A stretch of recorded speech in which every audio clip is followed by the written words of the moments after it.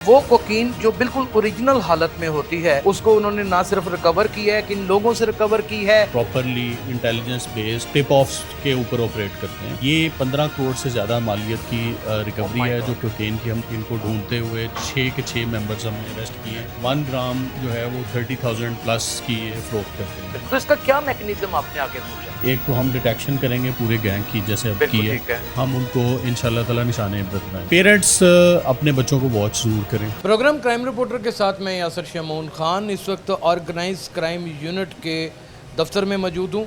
नाजरीन, बड़ी कार्रवाई ऑर्गेनाइज क्राइम यूनिट की मंशियात की इतनी बड़ी खेप पकड़ी गई है कि इससे पूरा शहर ही इसकी लपेट में आ सकता था। DIG organise crime Imran Kishwar के पास चलते हैं और इसकी मुकम्मल तफसीलात जानते हैं।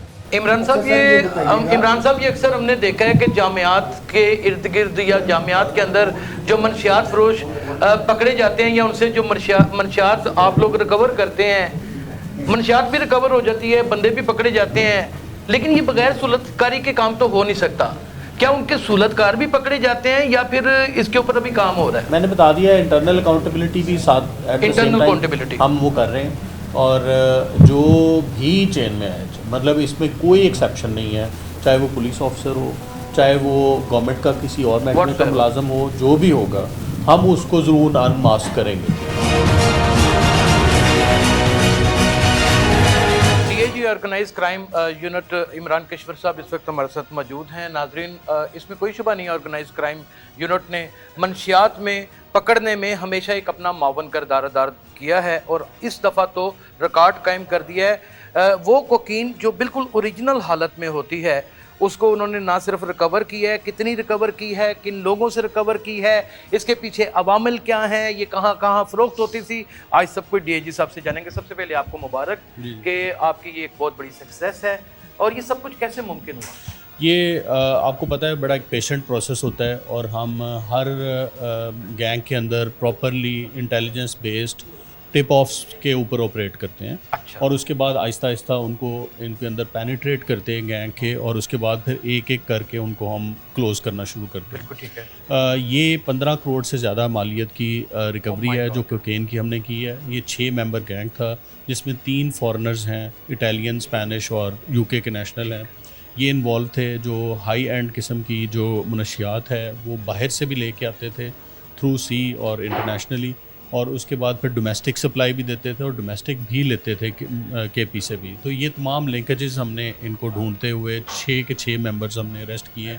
मज़ीद भी हम काम कर रहे हैं और इस गैंग को हम कम्प्लीटली अपरूट करेंगे। मैं आपको बताऊं कि इसमें 4.5 kg कोकेन है कि जो कि रिकॉर्ड है। हाँ, 1 kg कोकेन जो है वो रफली मार्केट के अंदर 3 करोड़ से ऊपर की है, और अगर इसको मिक्स करके वो फ़रोख्त करते हैं तो ये 6 करोड़ तक 1 kg फ़रोख्त करते हैं। क्योंकि ये 1 ग्राम जो है वो 30,000 प्लस की फ़रोख्त करते हैं। ये 4.5 kg प्योर कोकेन है जो हमने रिकवर की है। उसके बाद हीरोइन है 7 kg और 35,000 पिल्स हैं जो कि डिफरेंट डांस पार्टीज़ में और उसमें नार्को के लिए ये यूज़ करते थे। ये भी हमने रिकवर किया। इमरान साहब, इसमें तो कोई शुबा नहीं है कि आपने लाखों घर और उनके बच्चे इस जहरलूद नशे से बचा लिए हैं, लेकिन अब आप अपने मखसूस वसाइल के अंदर, क्योंकि पंजाब पुलिस या फिर उसके किसी यूनिट के पास को बहुत ज़्यादा वसाइल नहीं है, उसमें रहते हुए कहाँ कहाँ पर किस तरीके से इसकी फील्डिंग लगाएंगे? जैसे कि आपने बताया कि बाहर से वाया सी आती है, तो कितने लोग शामिल हो जाते होंगे, तो इसका क्या मैकेनिज्म आपने आगे सोचा है? इसके 2 प्रॉन्ग स्ट्रेटजी होगी। एक तो हम डिटेक्शन करेंगे पूरे गैंग की जैसे अब की है, उसके बाद उनकी सज़ाएं होंगी कोर्ट से। जब तक सज़ाएं नहीं होंगी उस वक्त तक ये मामला नहीं होगा। एविडेंस बना के और प्रॉपर एविडेंस इनकॉर्पोरेट करके इनको सज़ाएं दिलाएंगे कोर्ट से इंशाल्लाह ताला। उसके बाद फिर जो फियर ऑफ क्राइम है कि फियर क्रिमिनल्स के अंदर आना चाहिए कि हम किसी भी वक्त पकड़े जा सकते हैं। क्राइम डिटेक्शन जो आपने करनी होती है वो अगर आप 30% करते हैं और ये क्रिमिनल्स के अंदर खौफ हो 70% क्रिमिनल्स को कि हम किसी भी वक्त पकड़े जा सकते हैं, तो वो क्राइम से पीछे हटते हैं। तो इंशाल्लाह ताला हम इसका ये खौफ उनके अंदर ज़रूर डालेंगे और मैं उनको बिल्कुल वार्न करूँगा जितने भी नार्को डीलर्स हैं और जो अभी भी काम कर रहे हैं, ये सोच रहे हैं, हम उनको इंशाल्लाह ताला निशान इबरत बनाएंगे। पेरेंट्स को जिनके बच्चे जामियात में पढ़ते हैं उनको कोई मैसेज? पेरेंट्स अपने बच्चों को वॉच ज़रूर करें, और मैं आपको बताऊं कि जिस तरह से उनकी एक्टिविटीज़ शाम की हैं, और ये पार्टीज़ का जैसे मैंने बताया, बड़े यंग एज टीन एज बच्चे उधर इकट्ठे होते हैं और फिर इन पार्टीज़ में जाते हैं, और फिर उसके बाद आहिस्ता आहिस्ता नार्को के वो यूज़र बन जाते हैं।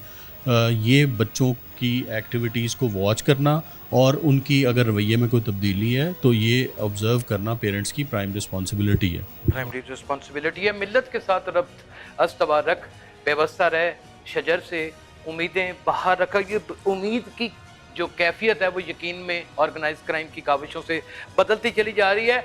असर नो एक दूसरे का जायज़ा और एक दूसरे की जामिया तलाशी लेना बहुत ज़रूरी है। नाज़रीन, अपना बहुत ख्याल रखिएगा। अल्लाह हाफ़िज़।